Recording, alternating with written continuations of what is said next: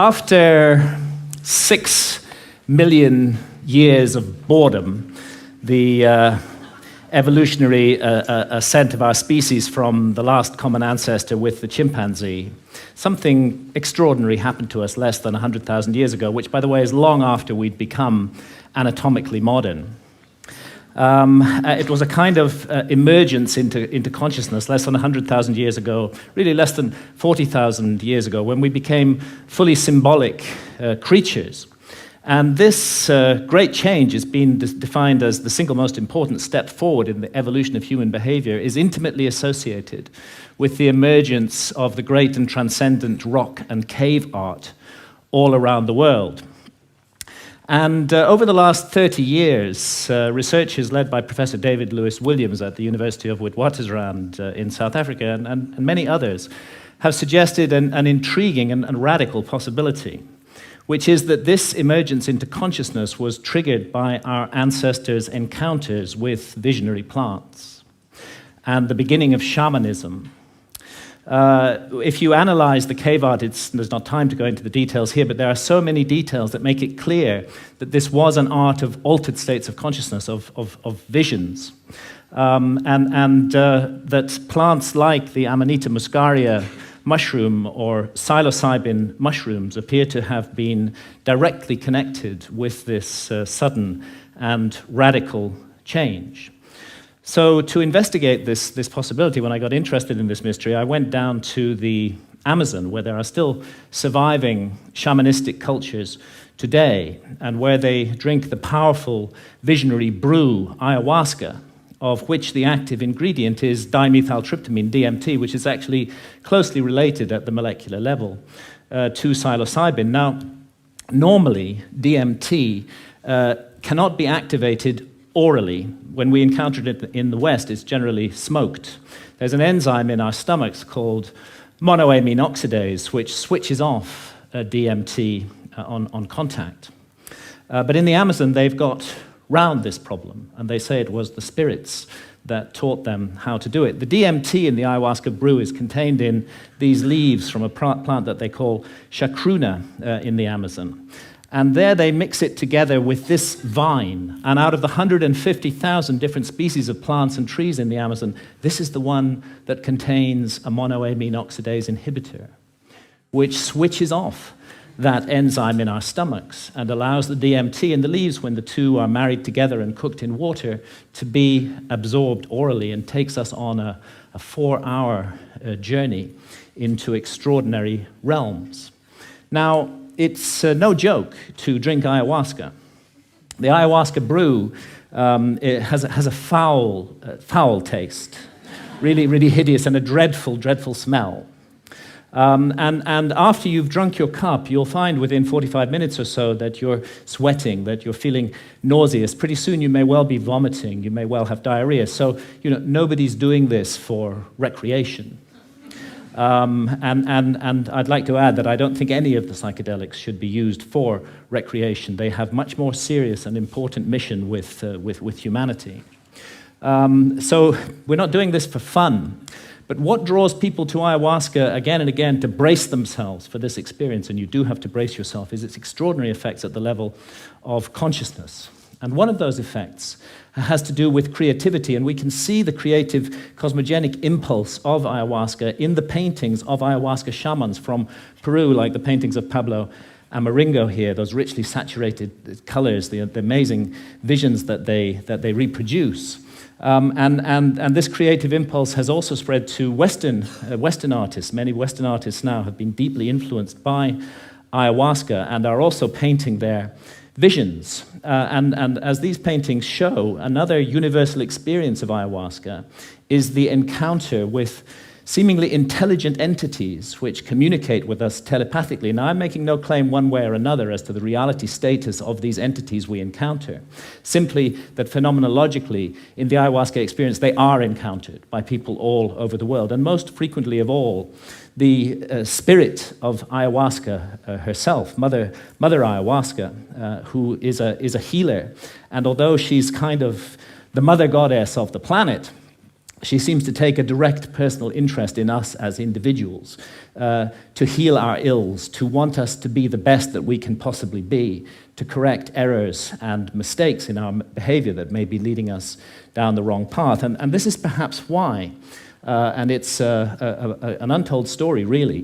Ayahuasca has been fantastically successful in getting people off harmful addictions to hard drugs, such as heroin and cocaine. Jacques Mabit at the Taquihuasi Clinic in Peru brings heroin and cocaine addicts out there for a month, gives them 12 ayahuasca sessions, and they have encounters with Mother Ayahuasca during those sessions that lead them not to wish to take heroin or cocaine anymore, and more than half leave completely free of their addiction, never return to it, and don't even have withdrawal symptoms. And the same incredible healing work was being done in Canada by Dr. Gabor Mate until the Canadian government intervened and stopped his healing practice on the grounds that ayahuasca itself was an illegal drug. Now, I have some personal experience of this. I have not been addicted to heroin or cocaine, but I had a 24-year non-stop cannabis habit. And this started off smoking the herb and laterally vaporizing it, but the basic truth is that for 24 years, I was pretty much permanently stoned. And I enjoyed being stoned. And I felt that it helped me with my work as a writer, and perhaps at some point it did. But when I first encountered ayahuasca, I'd already been smoking cannabis for 16 years, and almost immediately, ayahuasca started giving me messages that this was no longer serving me, that it was leading me to behave in negative and unhelpful ways towards others. And of course, I ignored those messages for years and years, and went back to being stoned 16 hours a day.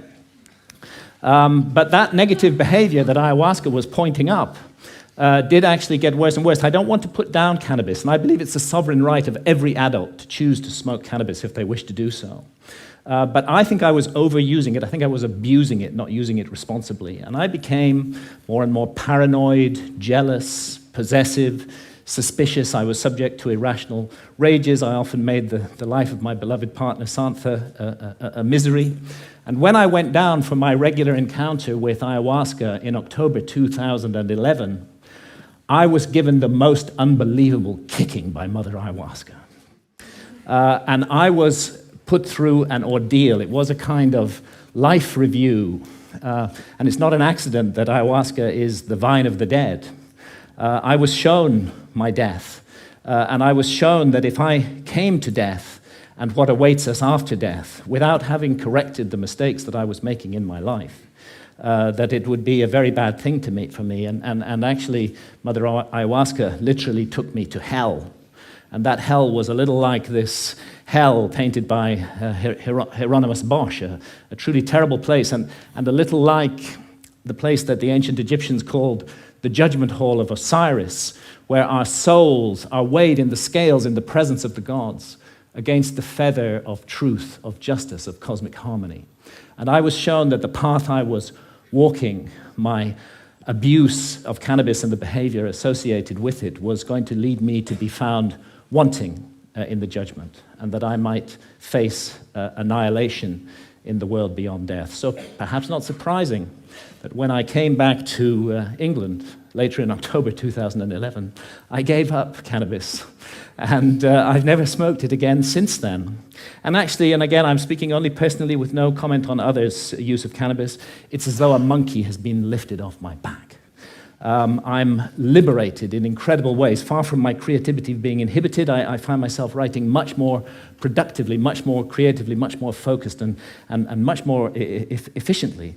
As well, and I've begun to be able to address those negative aspects of my behavior which cannabis had revealed, and hopefully to make myself slowly, it's a long progress, into a more nurturing, more loving, more positive person. And this whole transformation, it really has been a personal transformation for me, was made possible by this encounter with death that Mother Ayahuasca gave me.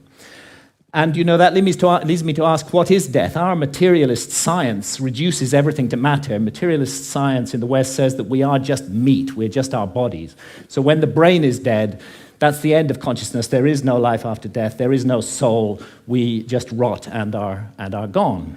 But actually, many honest scientists should admit that consciousness is the greatest mystery of science, and that we don't know exactly how it works. The brain's involved in it in some way, but we're not sure how. Could be that the brain generates consciousness the way a generator makes electricity. If you hold to that paradigm, then of course you can't believe in life after death. When the generator's broken, consciousness is gone. But it's equally possible that the relationship, and nothing in neuroscience rules it out, that the relationship is more like the relationship of the TV signal to the TV set. And in that case, when the TV set is broken, of course, the TV signal continues. And this is the paradigm of all spiritual traditions, that we are immortal souls, temporarily incarnated in these physical forms to learn and to grow and to develop. And really, if we want to know about this mystery, the last people we should ask are materialist reductionist scientists. They have nothing to say on the matter at all.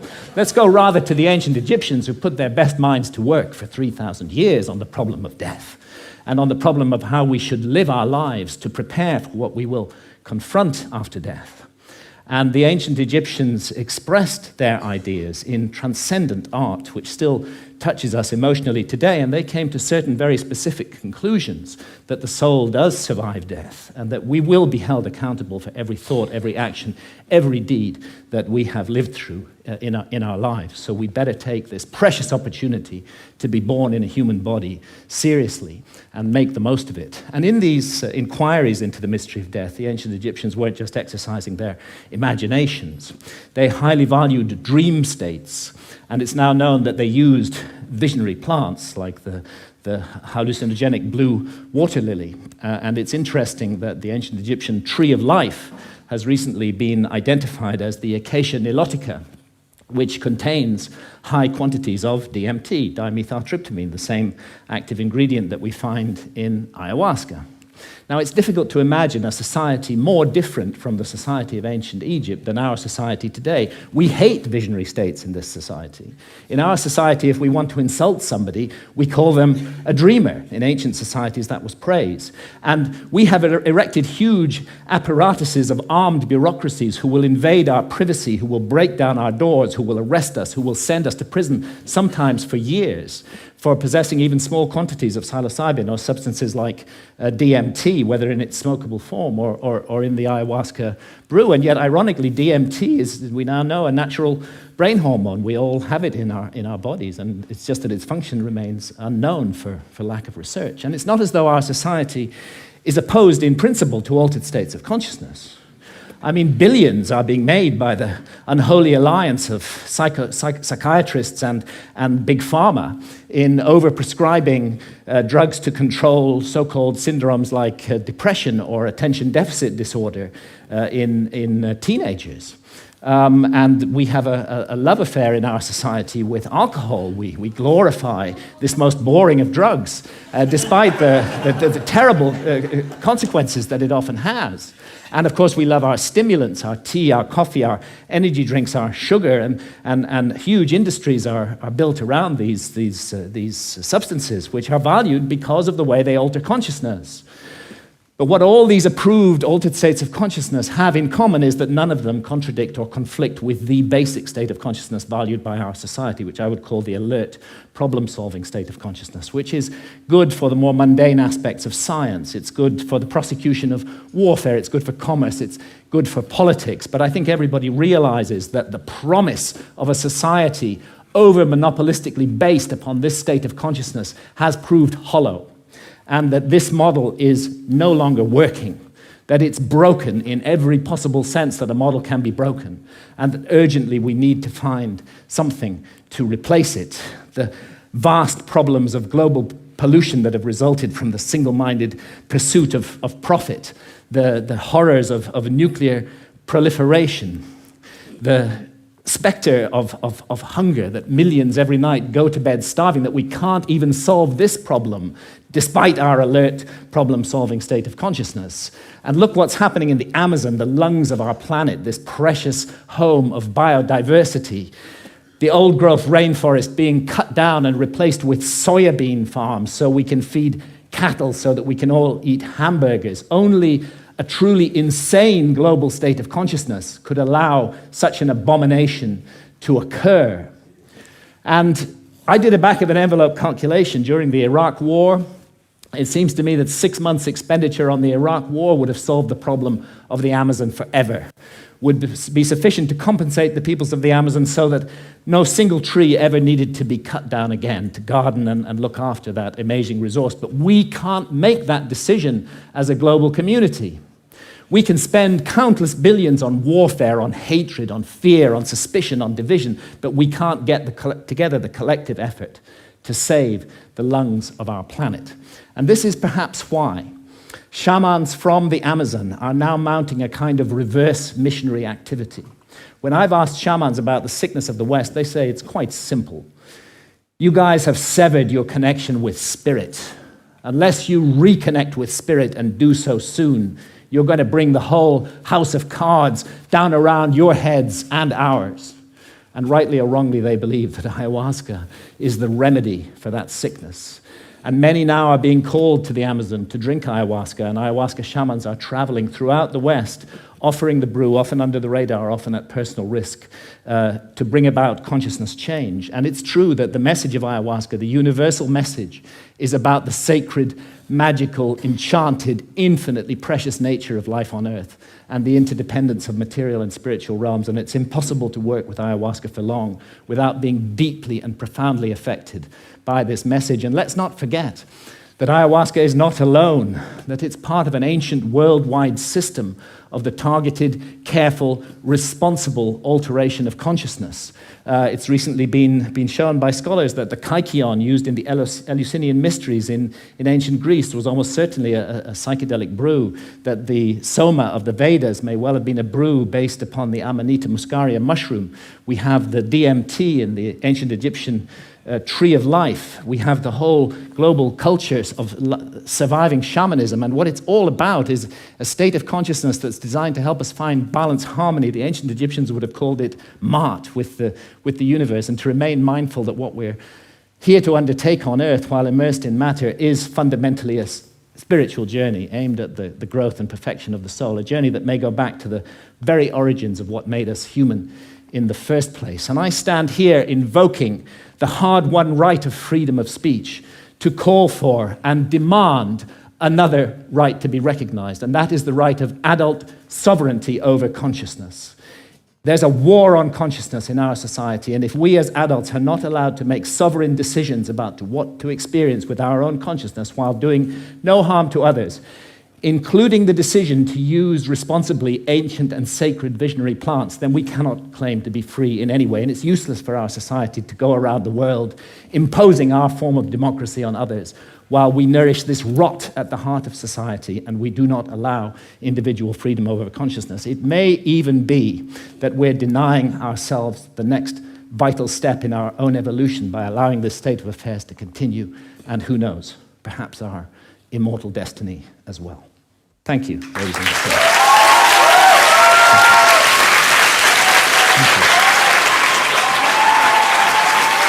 Thank you. Thank you.